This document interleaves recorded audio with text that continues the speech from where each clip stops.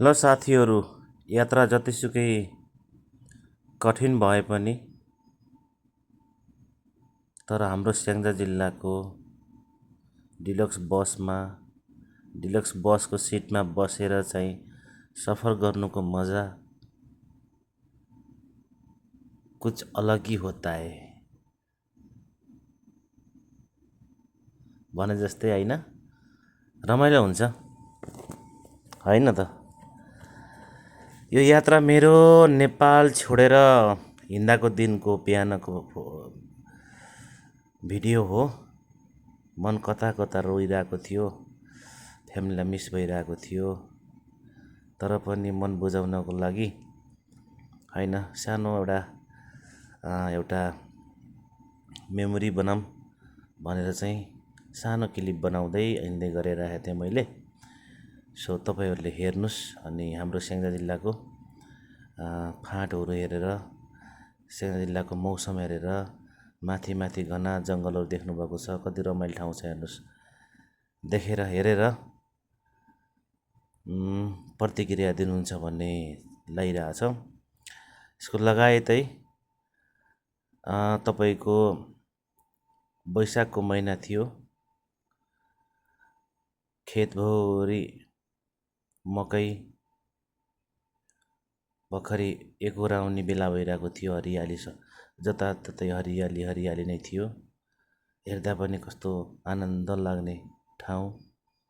चटक्क छोडेर चाहिँ हिँड्नु पर्दाखेरि चाहिँ अलिकति न्यासो चाहिँ हुँदो रहेछ मनमा। केही छैन, के गर्नु, मुङ्लानीको जिन्दगी हिँड्नै पर्ने होइन।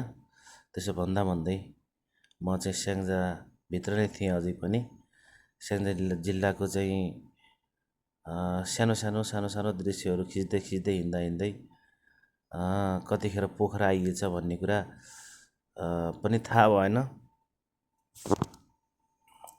तर रमाइलो भयो यात्रा चाहिँ, एउटा याददाश्त मेटाउँदै।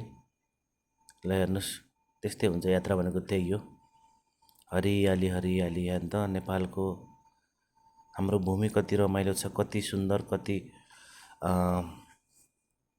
कति आनन्द छ। त्यहाँको माहौल हेर्दा हेर्नुहोस् त कस्तो आनन्द छ। ठाउँहरू अगाडि पछाडि घर, बिचमा खेतीपाती गर्ने ठाउँ, हाम्रो भूमि, हाम्रो जन्मथलो भनेको कति आनन्द, कति एकदमै हरियाली भरिएको छ होइन। आनन्द लाग्छ कि गर्दा तर पनि अहिले चाहिँ म स्याङ्जाभित्र नै छु है। फेरि अघि नै भनेको थिएँ मैले तपाईँलाई, पोखरा पुगिसकेको छु भनेर होइन। तर म अहिले स्याङ्जामै छु होइन। स्याङ्जाको दृश्यहरू हेर्नुहोस् होइन। हेर्नु त पारी कति राम्रो जङ्गल छ, घरहरू यस्तै बनिया छन्, बाटो त्यस्तै छ होइन। कति रमाइलो छ हेर्नु ठाउँ। ओहो, तपाईँहरू पनि जहाँबाट नि हेर्नुभएको छ मेरो भिडियो, तपाईँहरू अवश्य पनि आउनुहोस् स्याङ्जा जिल्ला घुम्नको लागि। धेरै नै रमाइलो छ ठाउँ। तर मैले चाहिँ मेन बाटोको मात्रै भिडियो बनाएर हालेको छु, तपाईँहरू सामुसँग पुगोस् भनेर। तर चाहिँ योभन्दा नि राम्रो चाहिँ तपाईँहरूलाई चाहिँ गाउँघर घुम्नुहोस्, स्याङ्जा जिल्ला घुम्नुहोस्, स्याङ्जा जिल्ला वालिङ घुम्नुहोस्। वालिङ पिङ्क सिटी छ होइन। लगातार अब तपाईँलाई चाहिँ मैले चाहिँ दमौलीतिर लिएर गइसकेँ है। अब दमौली आयो, दमौली आएर दमौलीको बस पार्क हेर्नुहोस् यहाँ, दमौलीको सर मान्छे अन्त कति भिड छ मान्छेहरूको भिड त्यस्तै छ। जाने बसहरू के अरे प्यासेन्जरहरू उठाइरहेछन्, गाउँ जाने बसहरू, काठमाडौँ जाने बसहरू, पूर्व जाने पश्चिम जाने बसहरू यहीँ छन् होइन। मान्छेहरूको हेर्नु त भिड कति छ। सबैले चाहिँ आफ्नो यात्रा गरिरहेका छन् होइन। हामी चाहिँ आफ्नो यात्रामा सरर काठमाडौँ हिँडिरहेका थियौँ।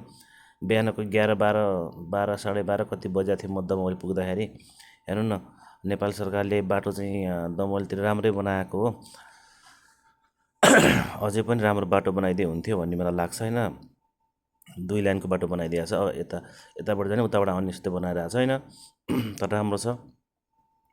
त्यसो अब काठमाडौँतिर आउने बेला मुगलिङ काटिसकेपछि अलिकति गाह्रो छ बाटो चाहिँ एकदमै। त्यहाँ चाहिँ हामीले चाहिँ धेरै अलिकति दुःख जस्तै लाग्यो मलाई होइन। बाटो पनि त्यस्तै, गाडी पनि 2टा गाडी झ्याप्प नअटाउने त्यस्तो खालको होइन। अलिकति अब त्यस्तै ठाउँमा चाहिँ झन् बनाउनु पर्ने हो बाटो। त्यो बाटो बनाउन चाहिँ अलिकति ध्यान आकर्षण जाओस्, सरकारले चाहिँ ध्यान आकर्षण गरोस् भन्ने चाहिँ मेरो चाहिँ एउटा कुरा हो। त्यो झन् अप्ठ्यारो ठाउँमा चाहिँ झन् मान्छेहरूलाई डर हुन्छ, दुर्घटना हुने धेरै सम्भावना हुन्छ। त्यो झन् अप्ठ्यारोमा चाहिँ छिटोभन्दा छिटो त्यसको चाहिँ